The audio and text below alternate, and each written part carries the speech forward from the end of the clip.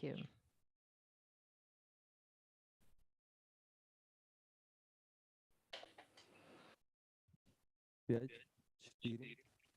Countdown, 5, 4, 3, 2, 1, air. Good morning, good afternoon, and good evening, distinguished colleagues. Today, in the frame of the Congress of Eurasian Association of Therapists, we are carrying a symposium which is called Clinical Aspects of Managing Patients with Metabolic Disorders. So we have 4 presentations in the agenda. Let me start from my presentation first, that would be devoted to the diseases of peripheral artery diseases, PAD. Well, first of all, the definition of what it is.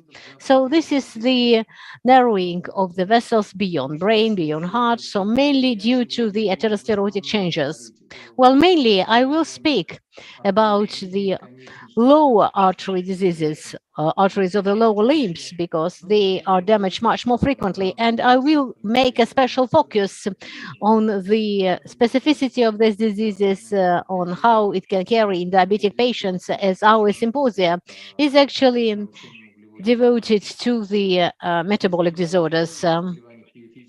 Speaking about peripheral artery diseases, so that's another pandemia. That's another pandemia, non-infectious pandemia. So you can appreciate the number of patients. These are dozens or even hundreds of millions all over the world. Or there is no country or the continent where there is no increase of incidence and prevalence of peripheral artery diseases, and definitely such determinants responsible for the increased incidence and prevalence are the cardiovascular risk factors, also aging population of the planet, also risk factors that unfortunately include smoking and non-healthy lifestyle, hypodynamia, etc. But in order to show how relevant it could be, specifically for the diabetic patients, for patients with the metabolic disorders, I want to show you a relative risk of peripheral artery disease development in diabetic patients. You see, in diabetic patients, it's 4 times higher versus non-diabetic patients. So that means it's almost twice higher than such factors like smoking or arterial hypertension. And definitely in a number of cases, our patients concentrate all these components. So these are aged patients, and also there is lots of comorbidities, arterial hypertension, and what is important factor that could also influence the progression of atherosclerosis and involvement of peripheral arteries. This is the lipid disorder, which is shown here. Here you see here the total cholesterol, LDL, so there is clear dependence of all these components. It's important to mention today that those patients who have peripheral artery diseases, they also have other arteries involved, coronary arteries or neck vessels, carotids or renal arteries. So very frequently we speak about these patients like patients with multifocal atherosclerosis. Why is it so important? Because if you look at this data, epidemiological data, you will clearly see that multifocal atherosclerosis is associated with increased morbidity and mortality. So mortality from cardiovascular diseases, non-fatal MI, non-fatal stroke, and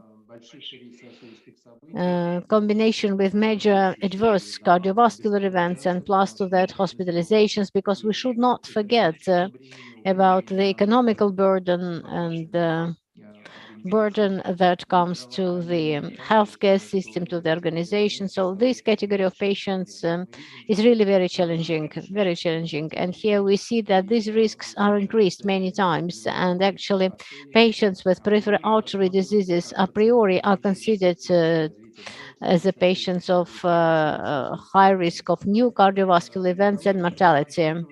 In order to demonstrate it in the frame of large-scale study, like Fourier study, where initially the inclusion criteria were the patients with high or extremely high risks for the cardiovascular diseases.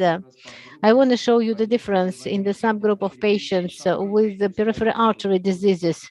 So it may look like the whole study included patients with a high risk of events, but inside the study, inside these categories of patients, the rate of development and the risk of development of events de novo was much higher, specifically in patients with peripheral artery diseases, together with the general group of patients included into that study.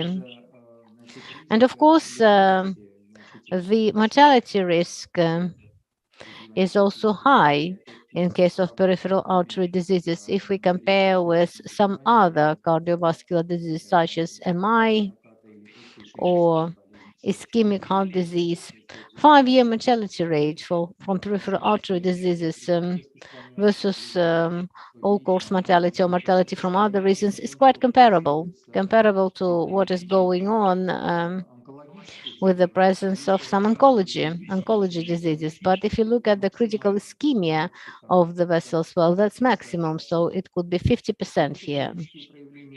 Of course, clinical manifestations depends on the stenotic rate, depends on the occlusion rates, and on the asymptomatic from the claudication up to critical ischemia, up to the need of revascularization or the amputation of other limbs.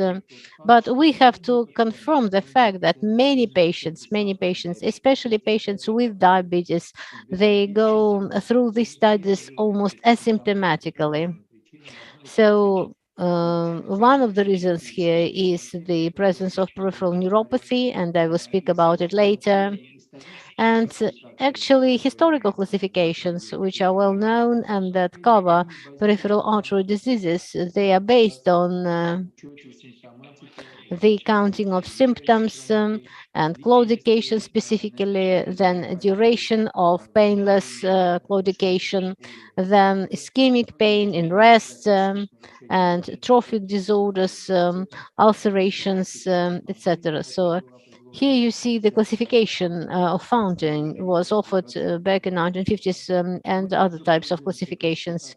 So we use classifications that reflects the risk of losses of limbs. So, and this is classification which is called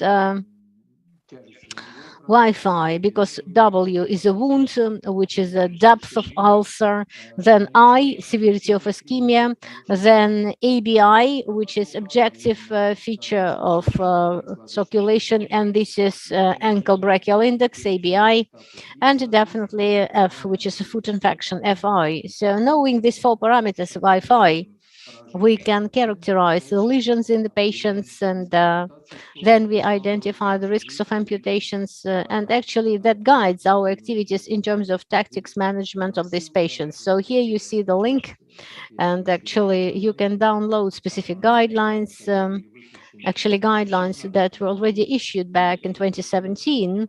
And this is a risk calculator. You can use it in your clinical practice. And definitely, I cannot forget mentioning that unfortunately, in diabetic patients, peripheral artery diseases dramatically influence the risks of amputation. So here you see it very frequently in the patients with diabetes when we see amputations, when we see involvement of low artery limbs. And these are higher amputations, which is not good. And according to the data of International Diabetes Federation, every 30 seconds, somewhere in the world, there is a lower limb amputation as a result of diabetes. And as I said before, very many patients, they have absolutely asymptomatic cause of the disease of peripheral arteries, which is due to the distal diabetic polyneuropathy. And this is not just the typical symptoms, but also it creates, a false impression in clinicians about the favorability, so-called warm neuropathic vascularization that actually masks these very important symptoms like cold limbs in patients with peripheral artery diseases. And another hypothesis, which is also important, it is also confirmed that the presence of distal polyneuropathy guides so-called distal type of involvements when mainly arteries of the tibia and ankle joint are involved, and also there are increased ABI, ankle brachial index, because of calcinosis of low limbs arteries. And if we speak about diagnostic methods, if we speak, these are non-invasive, this is identification of ABI or digit brachial index, and definitely visualizing methods. So this index, ABI, ankle brachial index, that it should measure systolic pressure in the arteries in the brachial arteries and in the tibia, in the ankle joint, and then the ratio would give us some very important information. It should be from 0.9 up to 1 to 4. So if it's less than 0.9 ABI, then that means that there is some stenotic or occluding involvement of the ankle arteries. If it's more than 1.4, so that means severe calcinosis and the need actually to have some alternative methods to assess peripheral circulation, specifically to measure digit brachial index when you measure the pressure in the digit artery of the thumb, and then it is compared with systolic arterial blood pressure of the shoulder. So if it's less than 0.7, so we consider it to be a peripheral involvement of the lower limbs arteries. So ultrasound duplex scan is important here, but I have to say that this method, that this is a very, let's say, operator dependent. So what is important is the qualification and experience. And also we use MRI angio in the clinical practice with the contrast, keeping in mind renal function, and CT angio that also has some advantages. Specifically, could visualize calcifications, can visualize previous interventions, specifically stents, if there were any, and some challenges related to stents. So it gives actually good visualizing characteristics of the proximal circulation. And it could be counted in some categories of the patients. And the golden standard is digital subtractional angiography, which is used for the resolution of issue of vascularization, if needed, methods of revascularization, and in case of diabetic patients, sometimes it is of simultaneous procedure with the angioplasty. I already mentioned that there are walking tests if needed, if we need to assess different treatments. So again, if it's a stage of claudication, well, such tests with increased stress or 6-minute walking test, well, they help to characterize the severity of involvement into the arteries. Therapeutical methods, well, mainly they are based on the reduction of cardiovascular risks, reduction risks of low limbs amputations. So this is important aspects for the management of this patient. And that is why at the therapeutical forum here, we are discussing these important issues of management patients with the peripheral artery diseases, because traditionally people used to believe that it should be done by our colleagues, surgeons, but in fact we already understand that these are quite severe and comorbid patients that have very high cardiovascular risks and high probability of development of cardiovascular morbidity and mortality. And that is why we should take this category of patients as a patients of extremely high risk, extremely high risk. In the cases when patients have symptoms, clinical symptoms, then our treatment should be focused on the elimination of symptoms. And last but not least, if the patient has already some features that have risks of losing limbs, trophic defects, ulcers, or gangrene, then so surgical methods could be added. And this is specifically direct vascularization of the lower limbs. So what is extremely important here is the control of lipids in patients from the point of preventing the events, coronary events, and in general cardiovascular events.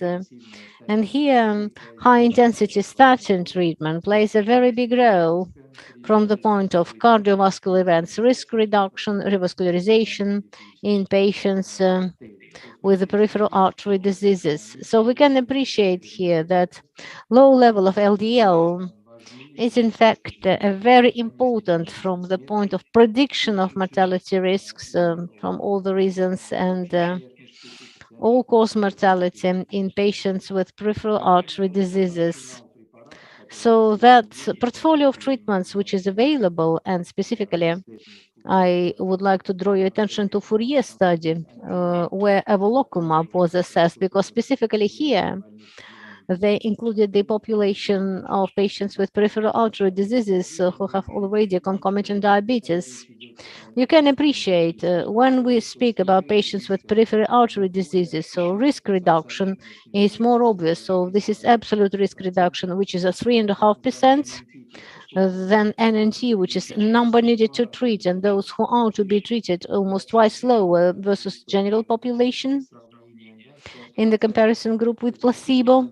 So this is how PCSK9 inhibitors demonstrated itself the best way from the point of prevention of cardiovascular events de novo, but it appeared to be that not only new cardiovascular events, so MIs and mortality and strokes, but also I draw your attention to the fact that this is a reduction of events related to the damage of the lower limbs, which is called MAIL, major artery diseases. So especially in the peripheral artery diseases, this parameter MAIL is reduced with evolocumab, which is extremely important to us. This is extremely important information because MAIL actually included high amputations as well. And another study, which is also very important study, where the authors show that evolocumab provides improvement of prognosis in patients with severe peripheral artery disease, because sometimes we face the situation whether we can improve the outcomes of the patients that have already severe involvement, who already had revascularization. Yes, you can improve, and these patients, they also need the lower in the LDL, the higher could be the advantages in this category of patients. The other line of treatment is anticoagulants in combination with salicylic acid. So specifically, small doses of rivaroxaban in COMPASS study demonstrated. So we see the improvements in peripheral artery diseases. And this is Voyager study. Patients after revascularization showed that small doses of rivaroxaban in combination with salicylic acid could reduce cumulative risks in the major cardiovascular events. And also, in the same study, it had been shown that not only MACE, but also MAIL, so lower limbs involvement, they were also reduced by 46%. And this is how rivaroxaban treatment is recommended by American Diabetic Association, and currently it is pretty high level of evidence-based data. So in combination with aspirin, so low doses of rivaroxaban should be considered for the patients with multifocal atherosclerosis and low risk of bleeds to prevent serious cardiovascular events and cardiovascular limb events.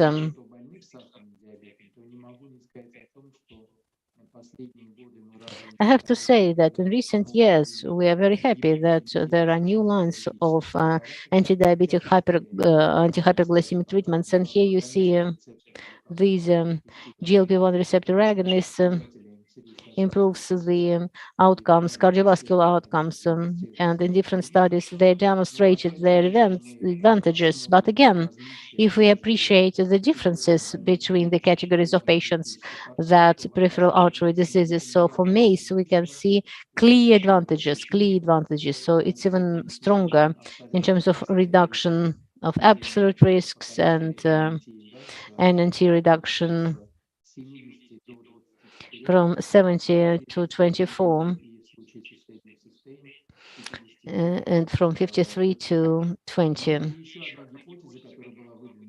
And another hypothesis that have been provided based on LEADER study. So in this study, it has been demonstrated dramatic reduction, the high rate amputation, those who are getting liraglutide versus placebo.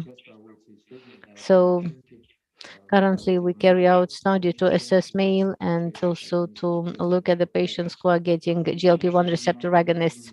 And I cannot forget the EMBARAG outcome study where they investigated the cardiovascular empagliflozin, and this is the treatment from SGLT2 inhibitors. And I want to specifically draw your attention to the category of patients with peripheral artery diseases and to say that time to event here and the number of events with empagliflozin appear to be much lower.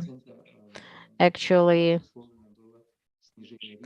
that was dramatic risk reduction for these events with empagliflozin in patients with peripheral artery diseases. So, distinguished colleagues, wrapping up my presentation, I would like to say that modern concept of risk management in our patients means not only multifactorial management from the point of risk factor control, but also specific selection of treatments which demonstrated their own advantages. With that, thank you very much for your attention. And now we are moving to the next presentation, and it's my honor and pleasure to give the floor to the lead of endocrinology chair of the Moscow Regional Obstetrics and Gynecology Institution, Elena Starostina. You're welcome.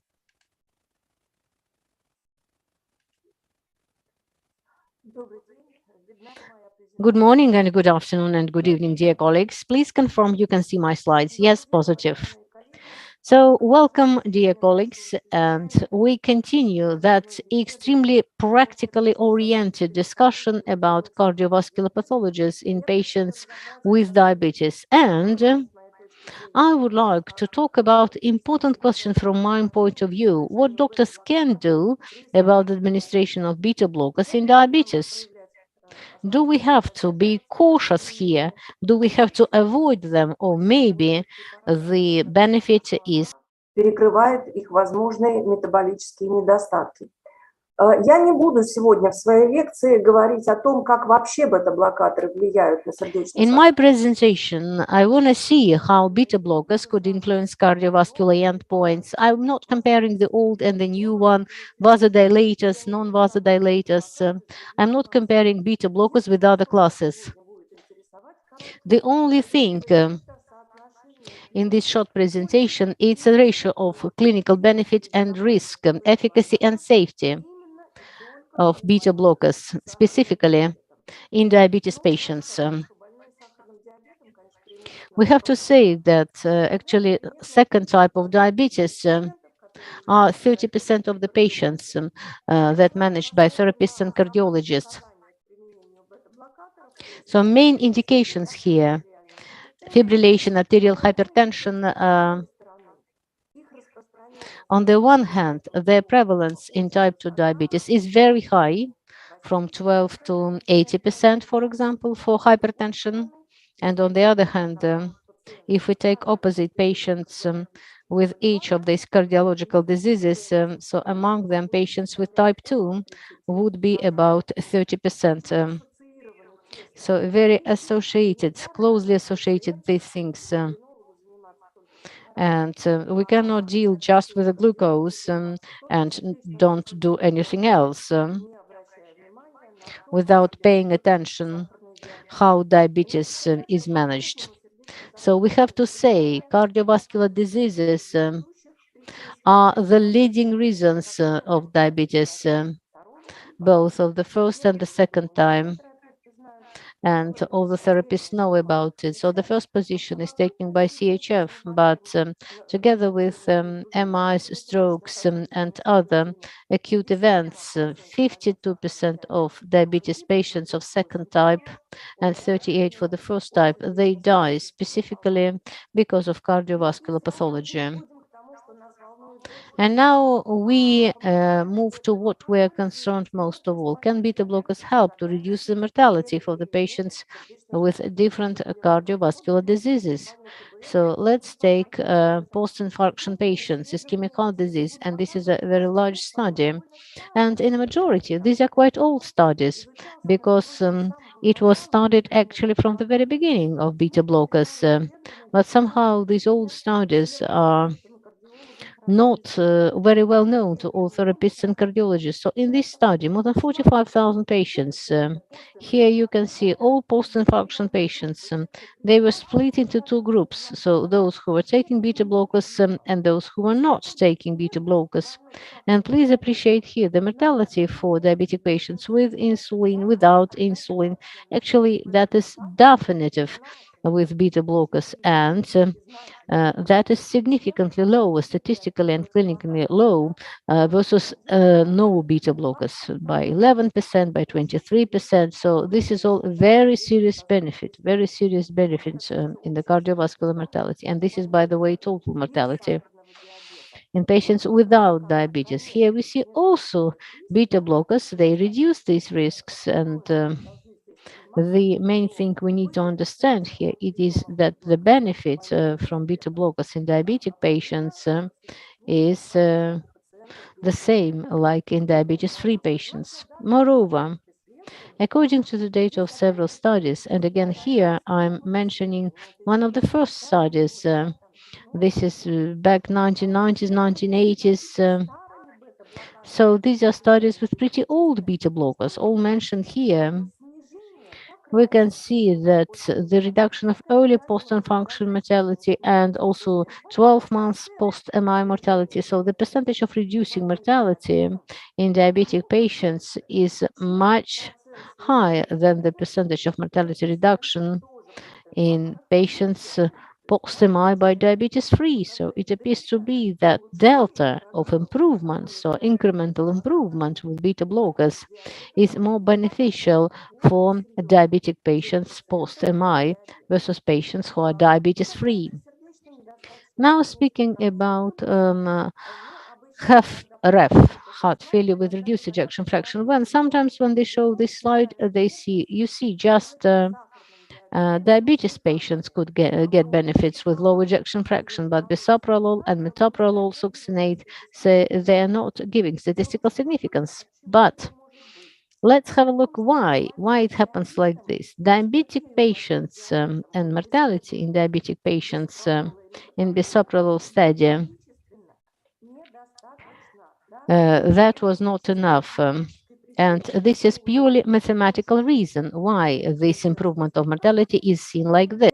На двух этих препаратах не достигла. Но метаанализ показывает суммарно, что, конечно же, в целом, да, мы имеем четкую совершенно снижение смертности на бета-блокаторах при ХСН у больных сахарным диабетом. Here we see very clear reduction of mortality for diabetic patients. Let's take arterial hypertension. I'm not saying whether we need or we need not to use beta blockers in arterial hypertension, so we just moved it away, but this is not the story.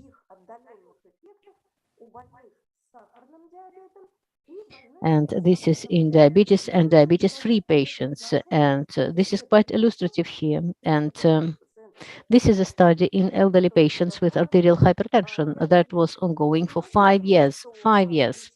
So here we see that the beta blockers treatment is pretty old one. And here you see this is reducing risks of major cardiovascular events, non-fatal and fatal MIs, and major coronary events. And this is a combination of chlorthalidone and atenolol. And here positive effect is seen only for the main cardiovascular events. Again, we see the prompt, we see clear data. Что положительная клиническая польза бета-блокаторов у больных с сахарным диабетом при артериальной гипертензии выше, чем у пациентов без сахарного And this диабета. is higher than for non-diabetes patients. So keeping all this in mind, why beta blockers are not administered actively? So this is the data of both Russian and international data. So this is pretty high rate of administration of beta blockers in ischemic heart disease and in hypertension, and not enough in heart failure. Well, not much, not much. So target doses of beta blockers are not given properly. And we have to say that beta blockers are poorly administered by the hospital doctors and also for the outpatient doctors. The worst thing are for the elderly patients, for the females and also patients with comorbidities that for quite a time considered to be contraindications to beta blockers. But now they are not any longer, but nevertheless, therapeutical inertia is still seen. And it's really a pity. It's really a pity that the target level of heart rate, and we know that for CHF patients and heart failure patients, it's in the range from 50 to 60 beats per minute. So this target level is reached only in 1/3 of cardiological patients. And no more than 8% in the outpatient scenario.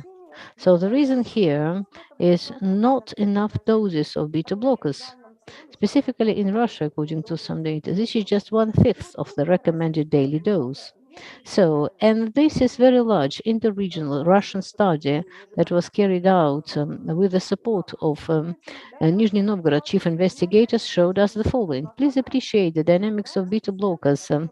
And here they included patients where beta blockers are clearly indicated. So please look here, 2002, minimum of patients with the most important indications of using beta blockers, including the combination of MI and CHF. So just few, it's not enough, 2017. So there is a clear trend here, and there are prolonged beta blockers, which is also very good. But still, the rate is not enough. That is why in the guidelines we know that CHF patients should get beta blockers. All patients should get beta blockers, except those who have absolute contraindications, and there are not so many of them here. And please appreciate these are green columns. This is minimal percentage of the patients could reach target level of heart rate. So that means beta blockers effect is not proper enough. Cardioprotectiveness is not given fully. So this is under prescription of beta blockers, and it really matters. Why? First of all, doctors, they look at the label where we see more than 40 side effects, and definitely that gives sort of a negative impression.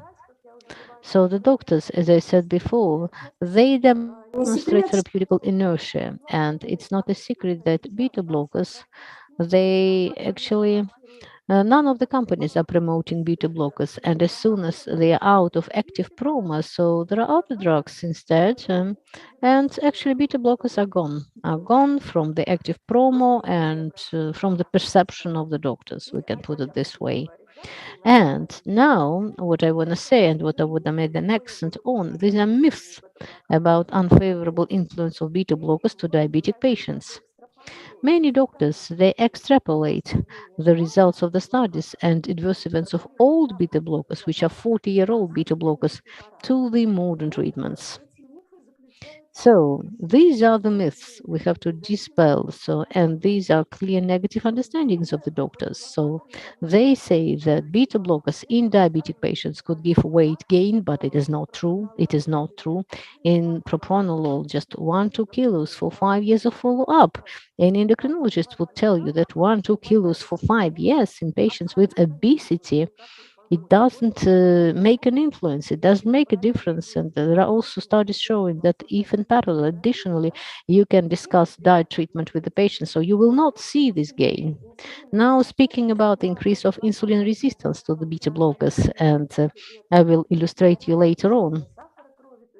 So it speaks for increased blood glucose, decompensation of diabetes, worsening of the lipid profile, and the most terrible, because I want to dispel this myth as well, they say that patient is losing hypoglycemia symptom recognition. And then, as a result, we could see increased rate of severe hypoglycemias. So majority of this understanding are myths. Let's start from the metabolic exchange. So Russian study with bisoprolol in patients with heart failure and diabetes type 2, shown here. What was the behavior of HbA1c? So that means glycemic control. What was the compensation? No increase at all. No increase in the group of bisoprolol. Then plasma glucose, no worsening in beta blockers, although without beta blockers, somehow it could increase. But why? We can just guess.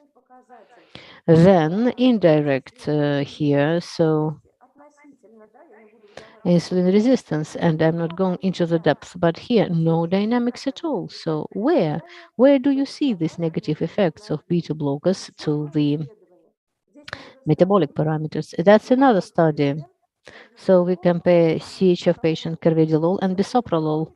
With carvedilol, well, HbA1c had a trend of dramatic reduction. Bisoprolol, it's actually no worse, no worse. So no dynamics in the lipid exchange, no expected worsening. So once again, bisoprolol, so 12 months of treatment, this is enough to see, and we see that actually no significant worsening, no increase of atherogenic changes, nothing happened. And this is actually this Gemini study, where they compared carvedilol, metoprolol. And if you read this publication, then you will clearly see that carvedilol is much better in metabolic context, because it is not increasing insulin resistance. So here you see very clear primary data from the publication. So they're comparing groups of carvedilol and metoprolol, and not even prolonged metoprolol on main parameters. So that's the glucose, that's weight, this lipid, insulin, and even index of insulin resistance. Here we see that the difference between the groups reaches statistical significance only about body weight, triglycerides, and also HOMA index. Yes, statistical significance with such number of patients is obvious. Let's see whether it's clinically significant or not. У этих пациентов на 1 килограмм, да, динамика на 1 килограмм. С позиции эндокринолога это ни о чем. Триглицериды у этих пациентов различались на 0,2. Triglycerides were different in 0.2 millimole. This is a laboratory mistake. Отразятся на сердечно-сосудистом прогнозе. И инсулинорезистентность, а точнее ее динамика, отличалась. Let's look at this dynamic. And actually, the difference here was really minimal. And me, as one who is dealing from the youth of insulin resistance, I can say that statistical significance here is seen, but no clinical difference, no clinical impact. And the fact that it has no clinical impact, it is clearly seen that the blood plasma glucose is not changed. So this is advantage carvedilol versus metoprolol. When you look closer, appears to be exaggerated. And actually, this is what I wanted to show. And now we move to the last point, which is hypoglycemia. We used to say, and this is quite logical, so if beta blockers block sympathetic receptors, that possibly we should reduce such symptoms of glycemia, which is mediated by noradrenaline, for example, tremor at the heartbeat. Yes, it can be reduced, but on the other class, there are increased symptoms like sweating in beta blockers. So the total symptoms of hypoglycemia could be increased. and it is calculated with a special questionnaire. And in any of the study, B21 selective blockers increased rate of severe hypoglycemia, and it is exactly the mild hypoglycemia, and then patients managed to resolve it,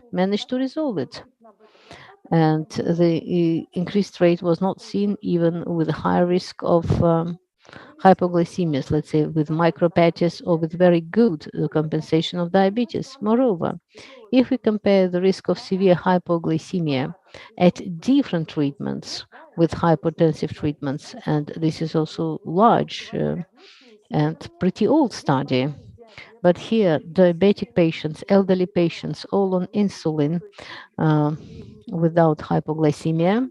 But here, please appreciate, if we compare different groups of hypertensive and cardioselective, Да, действительно, неселективные повыше.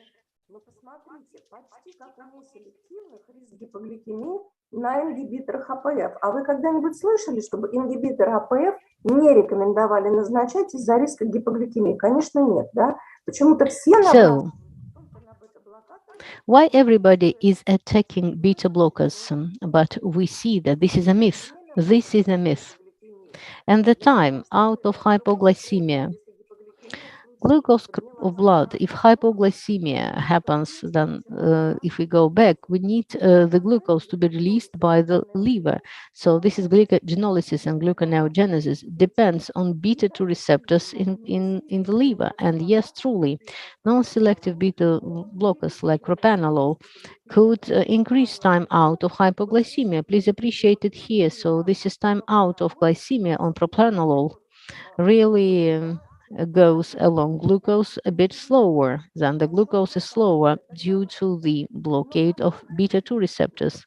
But in cardioselective specifically, this is bisoprolol, metoprolol, so beta-1 selective. So we see no difference in glucose, in lactate. So we see no difference here. And another large retrospective study, 45,000 patients, they were followed up for several years, whether we see some increased hospitalization of diabetic patients which are getting beta blockers, and specifically hospitalization related to the diabetic complications. So all diabetic complications, no difference here, whether the patient is getting beta blockers or not getting beta blockers. Let's take acute complications, hyperglycemia. And again, we see that in insulin patients, group of beta blockers gives fewer rate of such problems than without beta blockers. And in patients without insulin, we see no difference. So once again, we are completely sure that there is no worsening of metabolic parameters in diabetes patients with a long-term treatment of beta blockers. And here you see possibly most difficult one. There was a study in diabetology, study Accord, where initially they compared super good compensation of type 2 diabetes, let's say glycated less than 6.5, and also standard control, glycated higher than 7. We are all diabetologists, endocrinologists. The mortality in the group of intensive control was paradoxically higher. And we are saying that this is possibly because of hypoglycemia. So this is analysis of this study. And again, depending on the results, whether patients were getting beta blockers or not getting beta blockers. So what do we see here? Then intensive control of glycemia in patients who were not getting beta blockers really increases the risks of cardiovascular and total mortality. But the group of intensive control, glycated less than 6.5, if patients were getting beta blockers, they would never see this increase of mortality, neither all-cause mortality or severe mortality, and the risk of events was lower. So that's clear cardioprotective effect of beta blockers in the group of well-compensated patients. And when they started discussing why it is so, because actually patients were checked properly in the intensive control group, so possibly we know that hypoglycemia could be associated with the prolongation of QT interval, and this is how the risks of arrhythmias can be increased. So there is experimental data for beta blockers that they're preventing this prolongation of QT interval during hypoglycemia. Can I have 2 minutes? 2 more minutes? Yes, 2 minutes. Thank you. And at the very end, I would like to illustrate just a little bit another issue. So what about metabolic effects of beta blockers in patients who are not having diabetes? Could it be seen if initially there is no diabetes at the baseline level?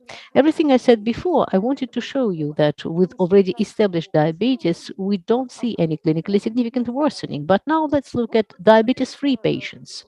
So here are patients who have normal metabolic profile but having hypertension, and actually all studies on hypertension where anyway they used beta blockers, but mainly here you see they were in combination with TRZ diuretics. So we can appreciate that with this combination versus other treatments, in the majority of the studies, the risks of diabetes de novo is increased. This is a fact. And this is another study that we can check for arterial hypertension patients, diabetes-free. This is a more recent study. And again, here with bisoprolol, and here we see that no worsening happens here, and BMI is not increased, glucose is not increased, and we see no changes at all. So what can we say here? This is obvious that for the patients that yet have no diabetes, then cardio-selective treatments would hardly give worsening or manifestation of diabetes, or maybe some older treatments still can increase the risk of diabetes. And here are diabetes-free patients. This is a comparison of nebivolol with atenolol. They always tell us that nebivolol is very good, so this is vasodilating and it has some advantages in metabolic effects. So let's compare atenolol and nebivolol, diabetes-free patients. So here we see that statistically significant difference neither glycerides, no glucose, insulin resistance, etc. So no statistically significant difference here, but the only difference for lipoprotein A. Well, do you think it has some clinical significance? We don't know, because lipoprotein A is yet not in the targets of treatment for the lipid and metabolic parameters. Let's compare carvedilol and metoprolol in patients diabetes-free. So here we see that in terms of lipid parameters, carvedilol is not gaining. In TG, in carvedilol group, they were reduced a little bit, statistically significant, but again, this is not clinically significant reduction. And how insulin resistance was behaving. Insulin resistance in this group, in the group of carvedilol, was reduced by 14%, and in group of metoprolol was increased a little bit. But again, statistically significant difference between the groups was not reported. So we can see here that all advantages of some beta blockers in patients who are diabetes-free, they are not clinically significant. So what I want practitioners to get it at the end, so what conclusion they could make for themselves in the topic that we are discussed now. Definitely clinical benefit of beta blockers for the improvement of cardiovascular prognosis in diabetes patients, definitely higher than any risks. Metabolic adverse events of cardioselective beta blockers and non-cardioselective in combination with vasodilating effect is neglectable. And let's please remember that Metabolic endpoints are just surrogate endpoints. So if you see somewhere micronegative dynamics, so this is not the reason to stop administering cardioprotective beta blockers. So beta blockers, unlike our previous understandings, they do not reduce recognition of hypoglycemia and they do not increase the rate of severe hypos.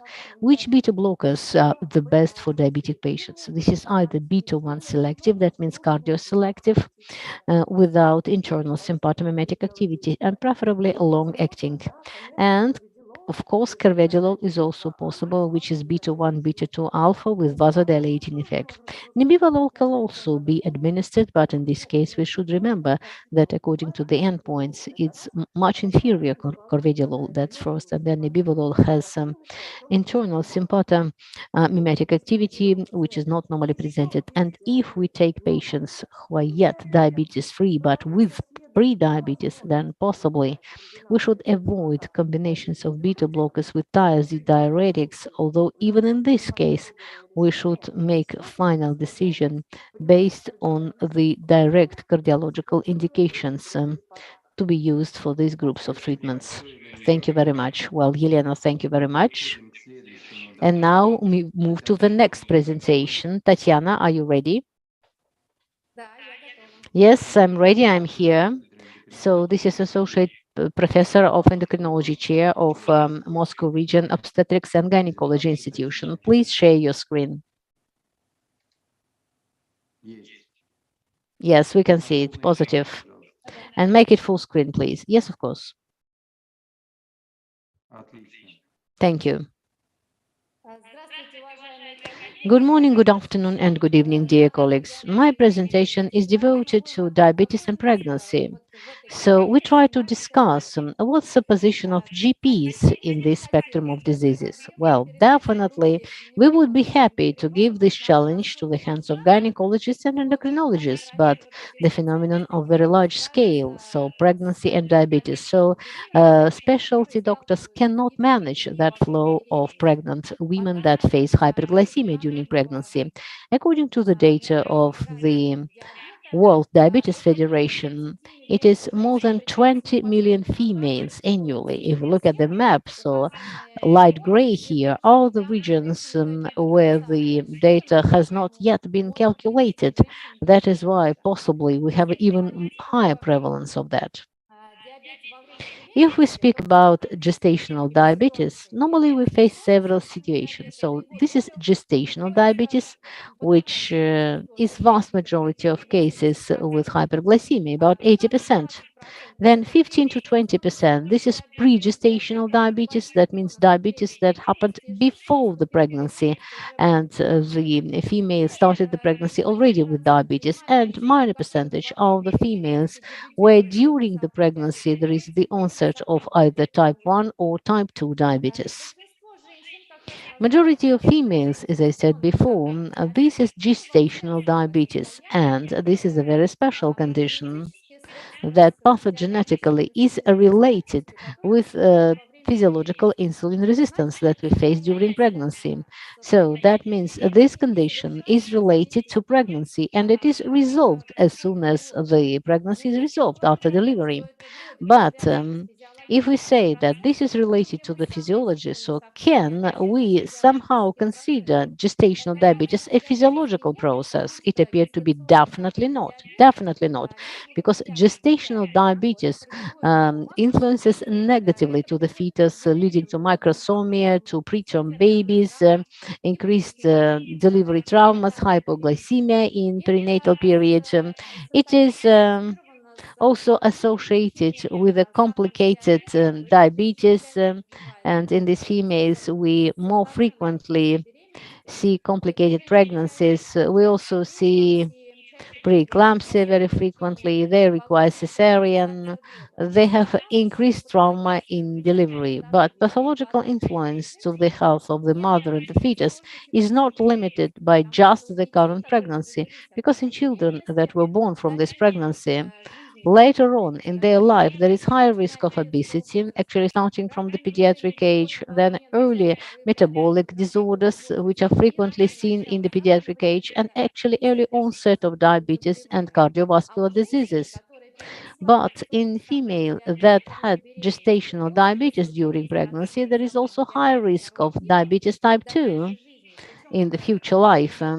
And actually, it is frequently developing in the first 10 years after the end of the pregnancy. So that means at a pretty young age, and also early start of cardiovascular diseases. Keeping in mind a huge number of females that diagnose gestational diabetes, multiple specialists are involved into treatment, not only endocrinologists, and the leading role belongs to the obstetricians, gynecologists, and GPs, because these two specialties should diagnose gestational diabetes and should administer proper treatment, which is given through the diet and through the physical exercise. So, and if diet is not helpful and physical exercise is not working, and if insulin is needed, then endocrinologists could get in, and they should diagnose manifest diabetes if, according to diagnostic criteria, we can recognize it. So we carried out the questionnaires for the studies that for the doctors that participate in gestational diabetes treatment. So the correct answer is when more than 70%, and GPs were given not so frequently. So that means this work that should be done endocrinologists, gynecologists, and GPs. Well, it should be continued by all three specialties. Although there are multiple efforts of international community, yet we have no consensus in the diagnostic criteria of gestational diabetes. Here you see the differences are not dramatic, but still you see fasting glycemia is different by WHO criteria, CDA, NICE, and ACOG. Well, in some countries, there is test with 100 grams of glucose, which is American College of Obstetricians and Gynecologists. So they have not accepted WHO recommended approach. But in the majority of the countries, they're sticking WHO recommended approach of the World Health Organization back in 2013. So this approach, based on HAPA study that studied the influence of glycemia to the outcomes of the pregnancy, so it appeared to be the higher is the level of the glucose, the worse are the outcomes. And actually, this level of glucose is associated with poor outcomes, both fasting and in 1 hour and in 2 hours in the glucose tolerance test. That is why criteria were formulated where these risks are already pretty high to be statistically significant. So these criteria actually were approved by WHO back in 2013, and currently they are applied in majority of the countries. So we diagnose gestational diabetes fasting in glycemia higher than 5.1 millimole per liter. Why now? After the load of 75 grams of glucose, and it should be equal or higher 10 millimole per liter, and in 2 hours it should be 8.5. But we should remember, if in fasting and in 2 hours we see the parameters for the normal diagnosis of diabetes beyond the pregnancy, then we should consider the issue about the onset of type 1 or type 2 diabetes. Here you see some criteria which are approved for glucose tolerance test, which is carried out from week 24 to week 28. That means it is associated with the second half of pregnancy, where is actually physiological insulin resistance developed. It's much more complicated about the diagnosis of gestational diabetes, about the glucose, fasting glucose level at earlier periods, where there is no physiological insulin resistance yet, when placenta is very small and can release very minor amounts of contracellular hormones. In WHO recommendation, this criteria is higher or equal 5 millimole per liter at earlier periods, and it could be used in the high-risk groups, and many countries actually accepted that. In Russia, for example, it is a tradition to diagnose gestational diabetes at early periods, looking at glucose 5.1 millimole per liter or higher. So the studies show quite contradictory results on how important this change at early periods, 5.1 millimole per liter. So there is some data which shows that if at early periods we identify this level of glucose, then in the second half of pregnancy, when the glucose tolerant test is carried out, we have high probability of gestational diabetes. And it is especially strongly seen in those females who have increased body weight or obesity. Then the diagnosis of gestational diabetes in obesity reaches 78%, which is a lot. It has been shown that in the females where at early periods we see hyperglycemia at early periods, and it was confirmed in tests the presence of gestational diabetes, so there was a high need of insulin. So that means they were rarely compensated just with the diet and physical exercise. In this female, there is a higher risk of complicated pregnancies and poor outcomes of the pregnancy. And even in postpartum periods, in these females, they report some metabolic changes, early metabolic changes, or already diabetes type 2. But there is some more data which is against of using this point as a diagnostic at early period for gestational diabetes. So what are the arguments here, counter arguments? Well, actually, yet there is no physiological insulin resistance. And with this level of glycemia, we possibly cannot diagnose the metabolic disorder. With the progression of pregnancy, with the development of pregnancy, fasting glucose is reduced. In some studies, it has been shown that if these women start to be treated in the second half of pregnancy, when gestational diabetes is confirmed by the test, so we do not influence the outcomes. And this point, 5.1 millimole per liter, is having quite low specificity and sensitivity of about 55%. And there are lots of false positive results, although 5.1 is higher. Well, 6.2 in many studies already has high specificity for the gestational diabetes. But in many countries, I repeat it, this is a point of a diagnostic criteria. That is why, according to the WHO recommendations, the diagnosis of gestational diabetes mellitus is done in two stages. First, at early stages, we identify the level of fasting glucose. If it's less than 5.5 millimole per liter, the woman is healthy.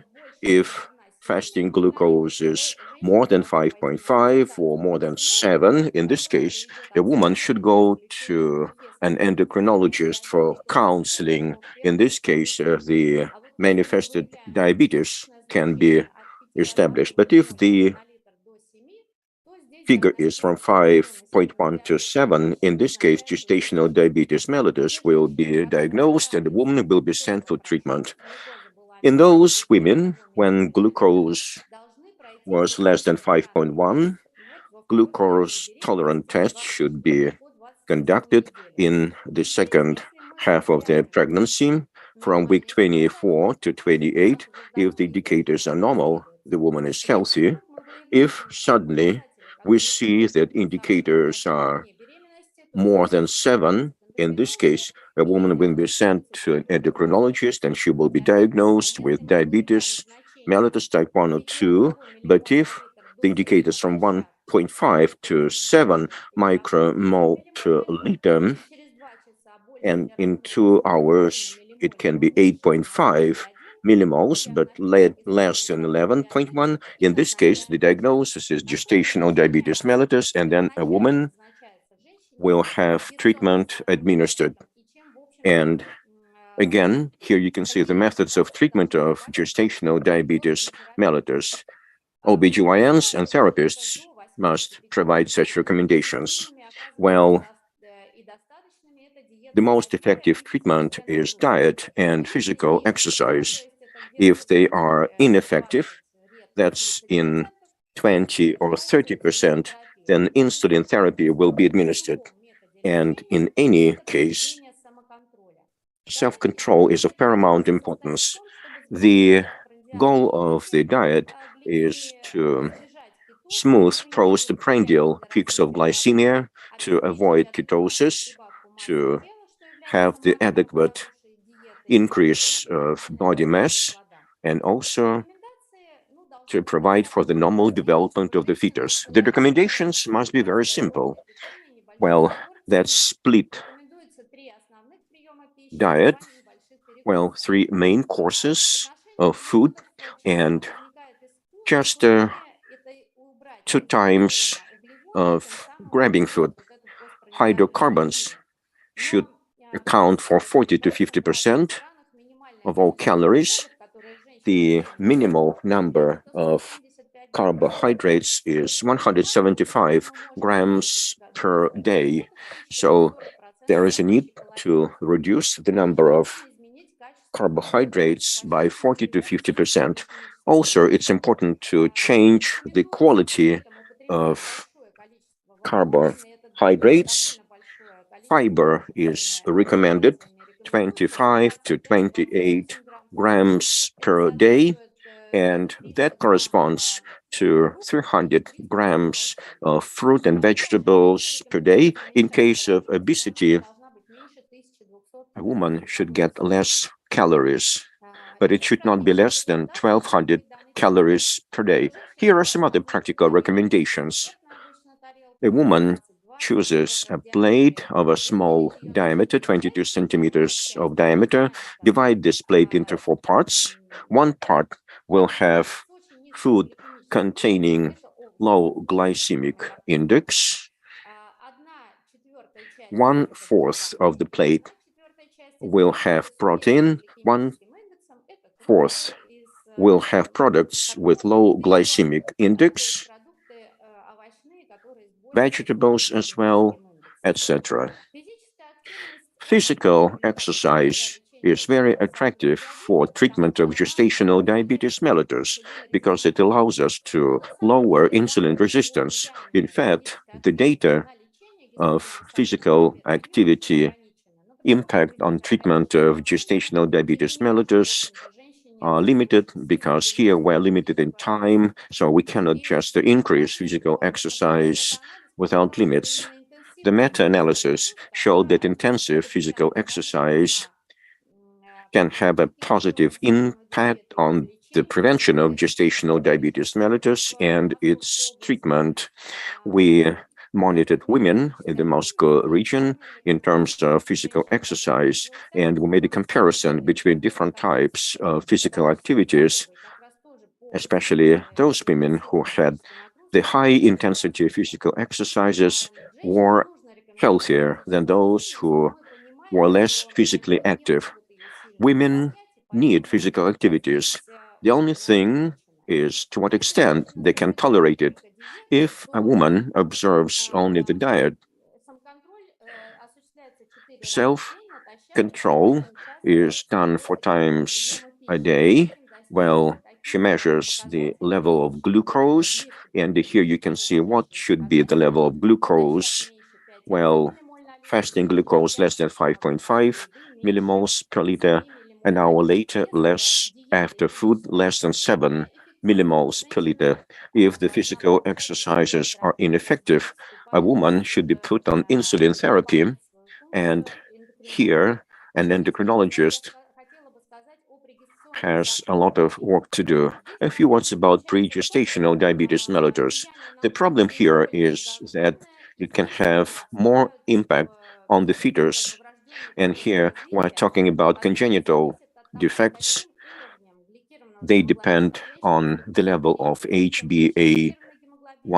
The higher the glycated hemoglobin level, the higher the risk of congenital defects. That's a major problem because if a woman planned pregnancy and became pregnant with good indicators, in this case, we can significantly reduce all the risks related to pregnancy.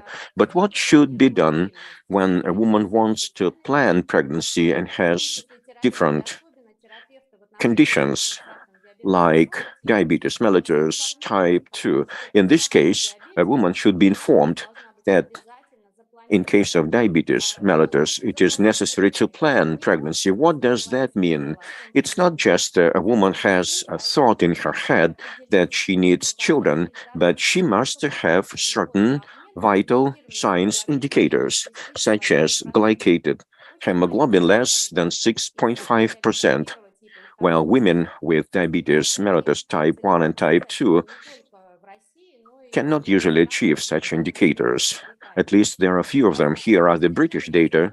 The probability of achieving such indicators depend on age, on the type of diabetes mellitus, on financial capabilities, and the professionalism of doctors. We actually distributed questionnaires among women, and those who planned pregnancy usually managed to achieve the required indicators, especially if they had higher education. Also, while preparing for pregnancy, therapists must do everything possible to switch over from hypertensive drugs to those that can be administered during pregnancy. The replacement of non-allowed drugs with allowed drugs. Also, control of chronic progress of infection. Also, recommendations related to quitting smoking and other bad habits. That's especially important for women with diabetes mellitus. Let's work together in the interests of our patients. Thank you very much. Thank you very much, Tatiana, for this presentation. And we move on to the next presentation. It's a great pleasure for me to give the floor to our colleague from Serbia, Ivana Božić-Antić. Good afternoon. Good afternoon. She has a PhD, and she is representing the Department of Internal Medicine. She's an endocrinologist in the Euromedic Clinic, Belgrade, Serbia. Ivana, the floor is yours, please.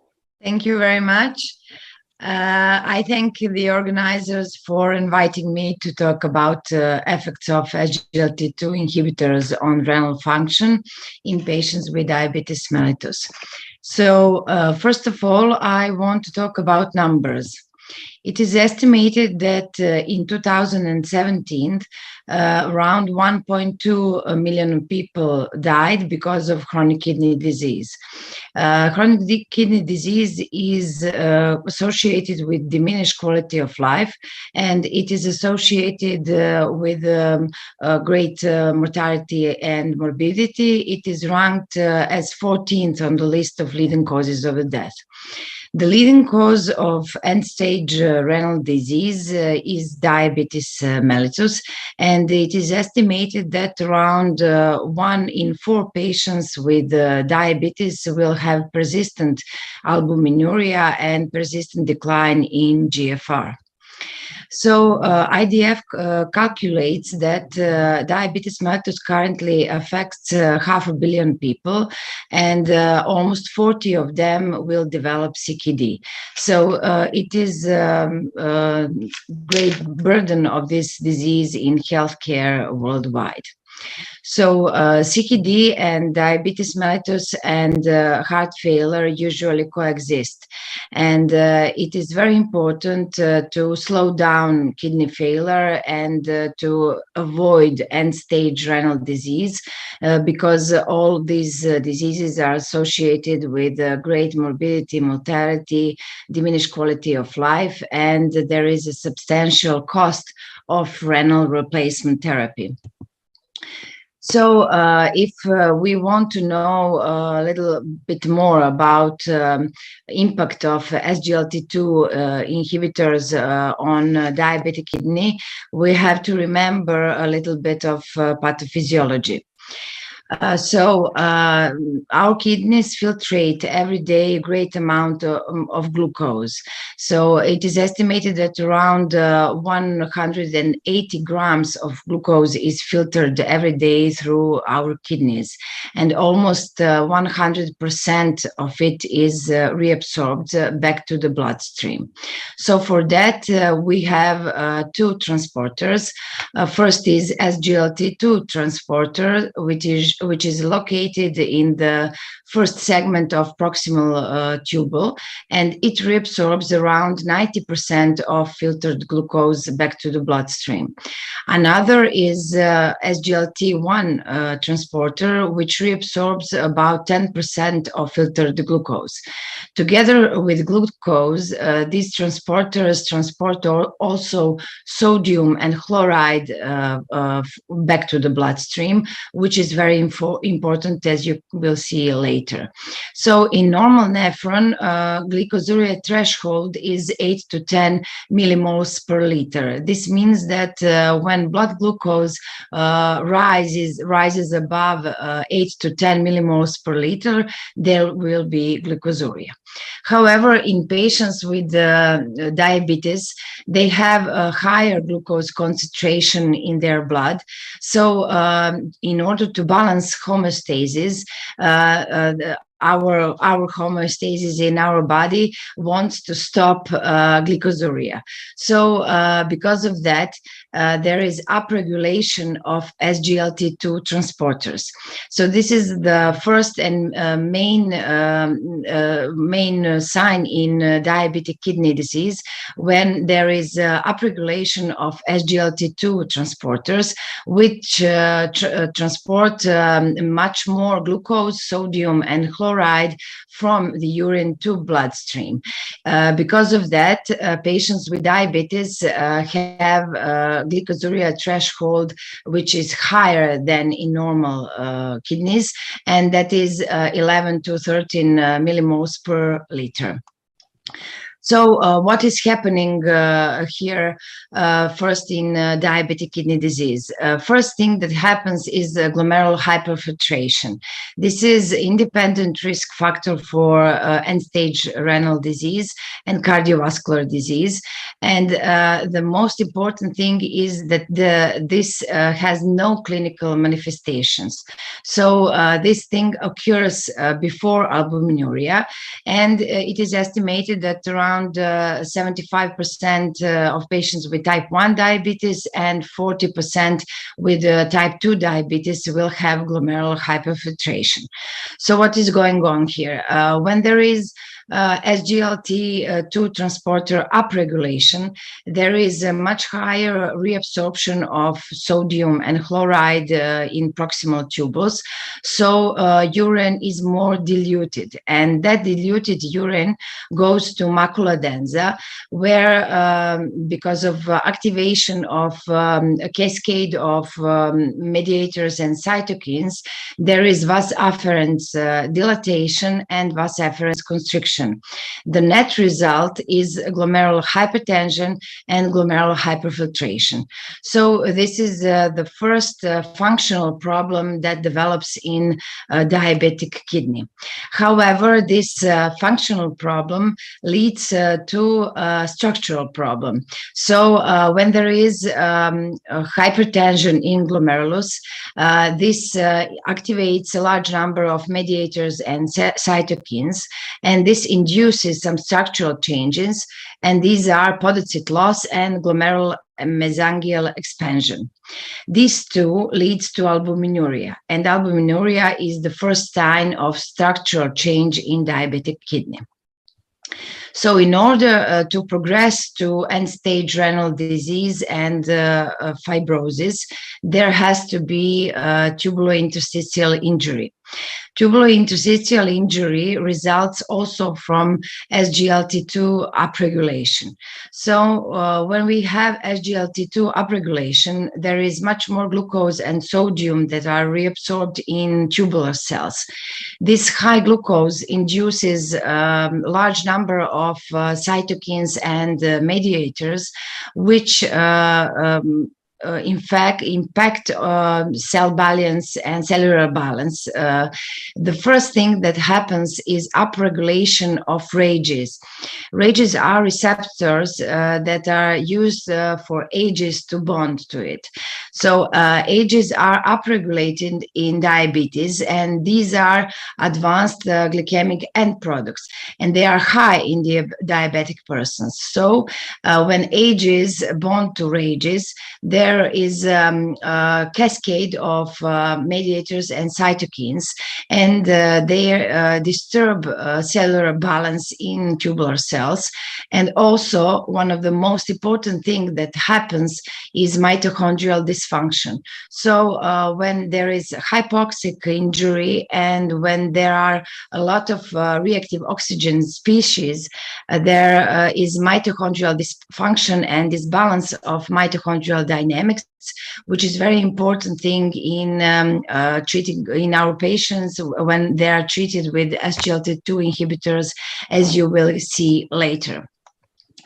So when we have a person with diabetes, we have to remember that we have to check GFR, but we also have to check for albuminuria. This is something that some doctors sometimes forget.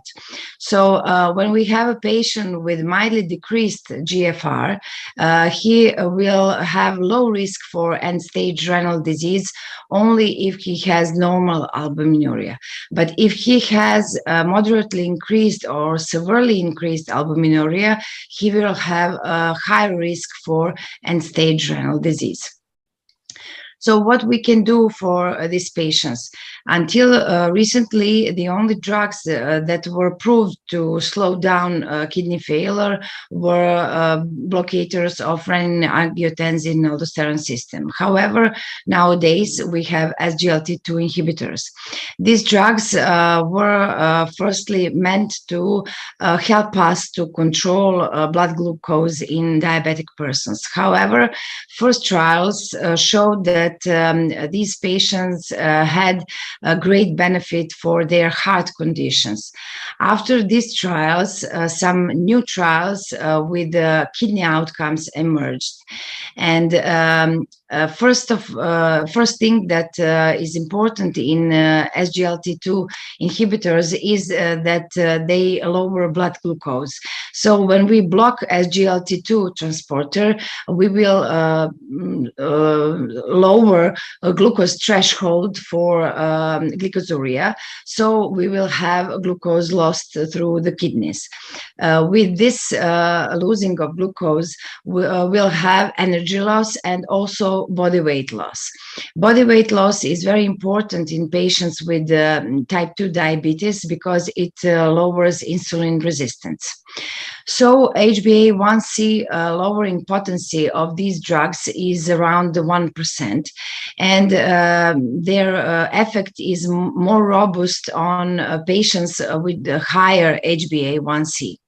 However, if you can see here, you can see that HbA1c lowering potency of these drugs is lower when there is a lower GFR. So the first study that analyzed the impact on kidney function in patients treated with SGLT2 inhibitors was a Credence study. They analyzed the persons with lower GFR and substantial albuminuria. And this study showed that the patient treated with canagliflozin had 34% lower risk for composite renal outcomes. That means doubling of creatinine and albuminuria and renal death and end-stage renal disease. So here you can see hazard ratios that were much better for kidney outcomes for patients treated with canagliflozin in comparison to placebo. However, if you look this more closely, you will see that benefit for patients were much higher for persons that had lower GFR.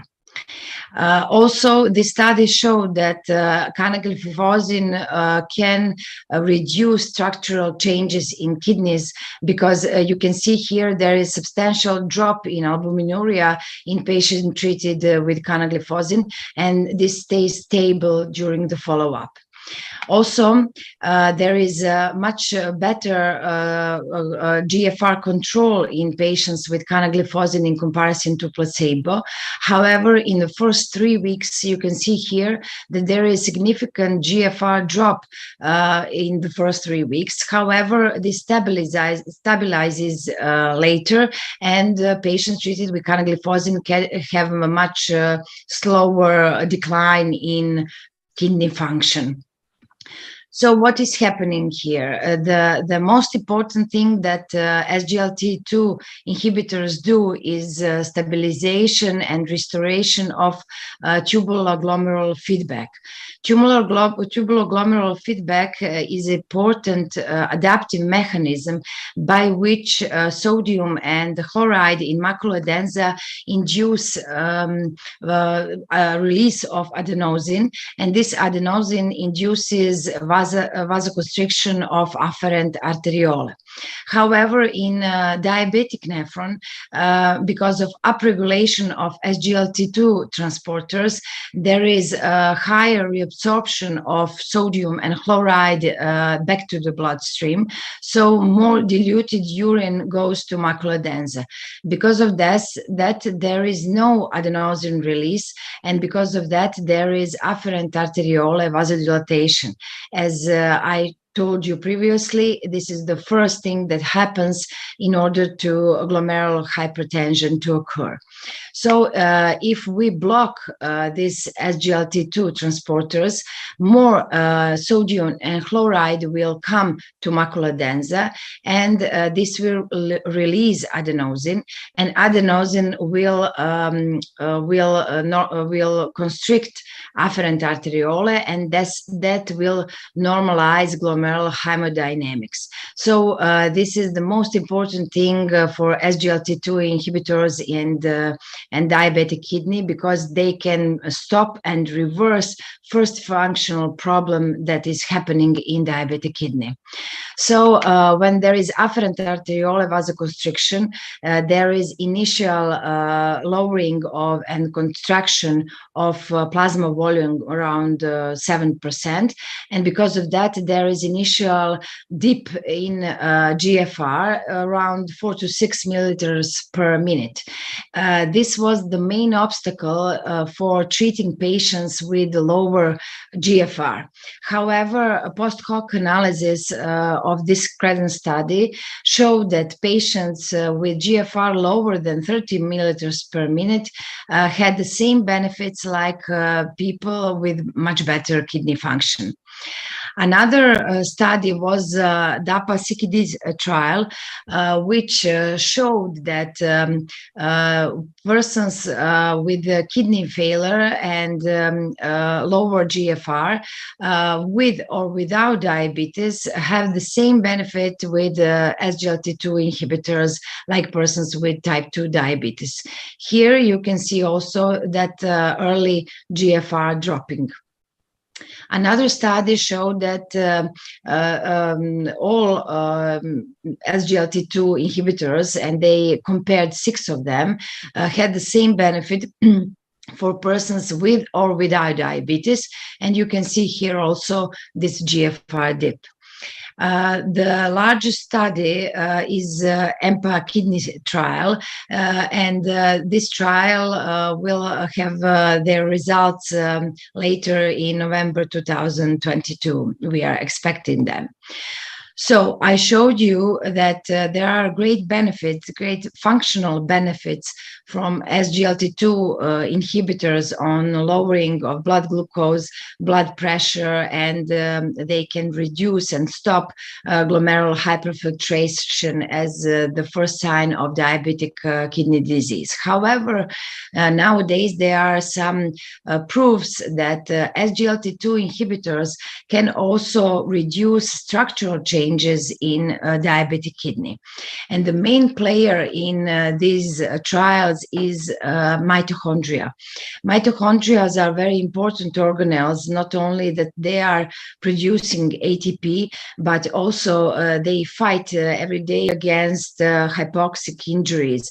They fight against reactive oxygen species, and they are very important in redox homeostasis.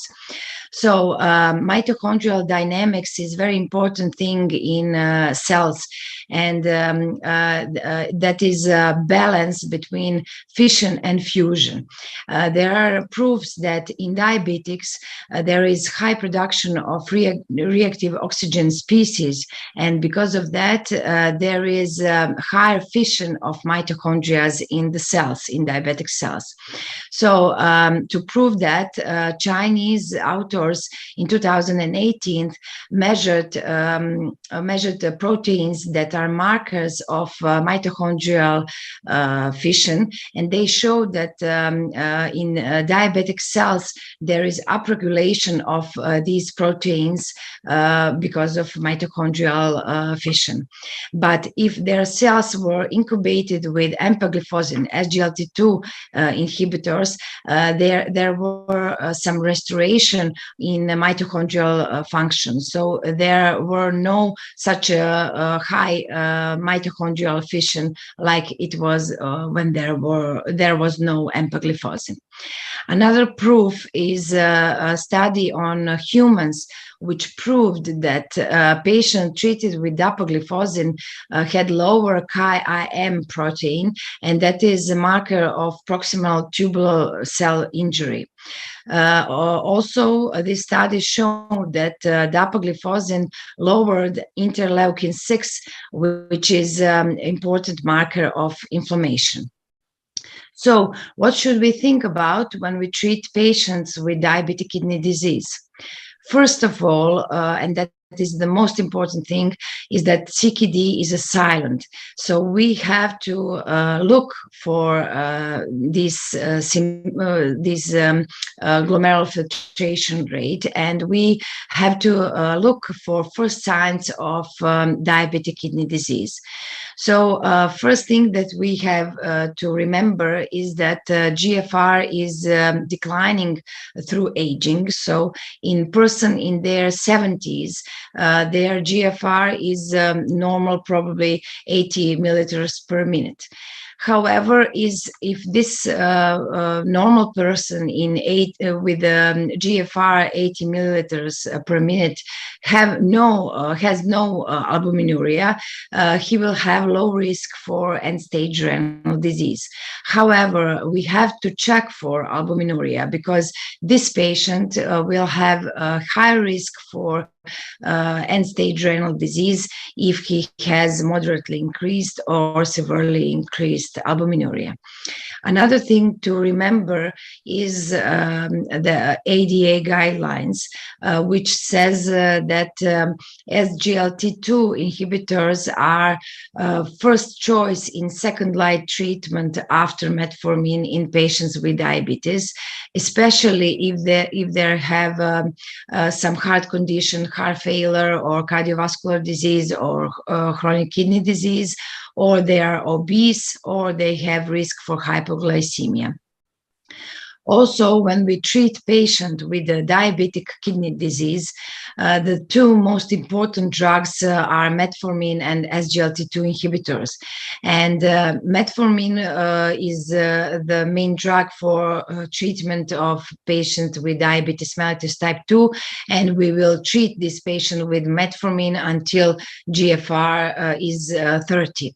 However, SGLT2 inhibitor is the drug that we will use to treat diabetic kidney disease, and we will not initiate this therapy only if GFR is lower than 20.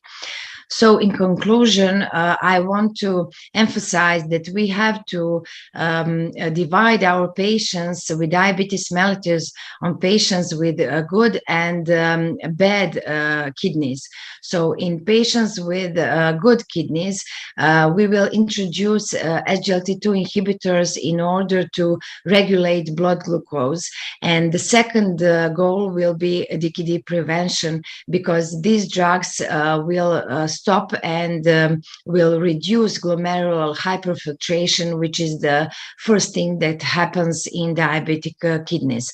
However, if we have a patient with diabetes and low renal function, the main goal for SGLT2 inhibitors is DKD treatment, because these drugs will not only improve glomerular hypertension, but they can also reduce structural changes.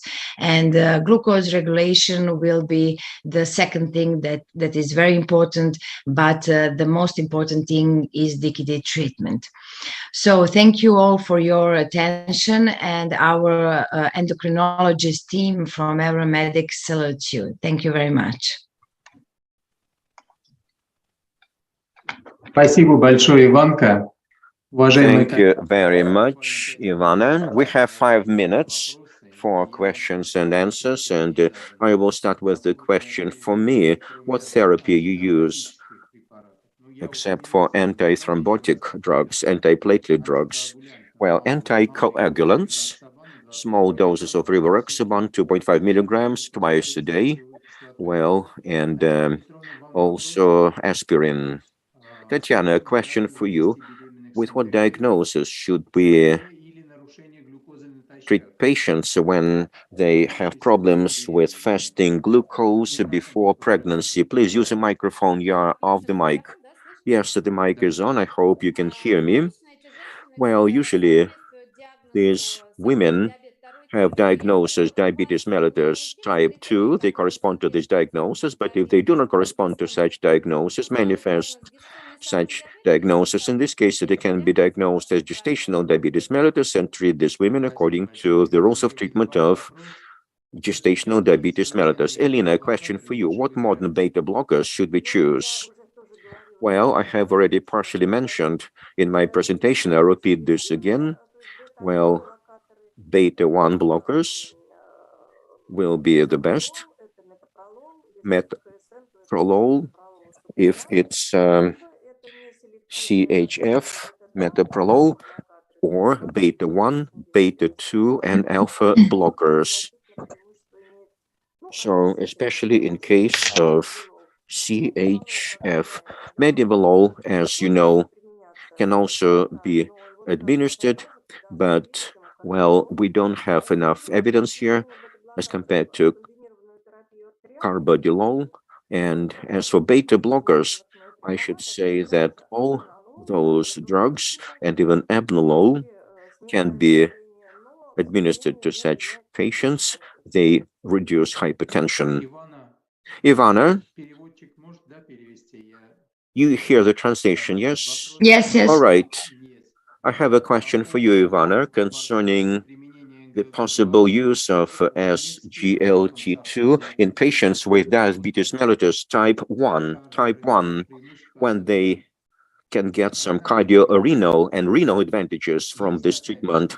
Do you have any prospect for using SGLT2 in patients with diabetes type 1 to treat renal diseases? That is very interesting question, and it is a debate in our endocrinological teams about that. But now we have some studies that show that patients with type 1 diabetes have more diabetic ketoacidosis when they're treated with SGLT2 inhibitors. So for now, we will not use them in those patients. Thank you very much, dear colleagues. I would like to thank all the presenters. I would like to thank the European Association of Therapists. The organizing committee of EAT managed to organize this breakout session on diabetes mellitus, on issues related to carbohydrate metabolism disorders, and I wish you every success in your endeavors. Thank you very much, and have a good day. Bye-bye.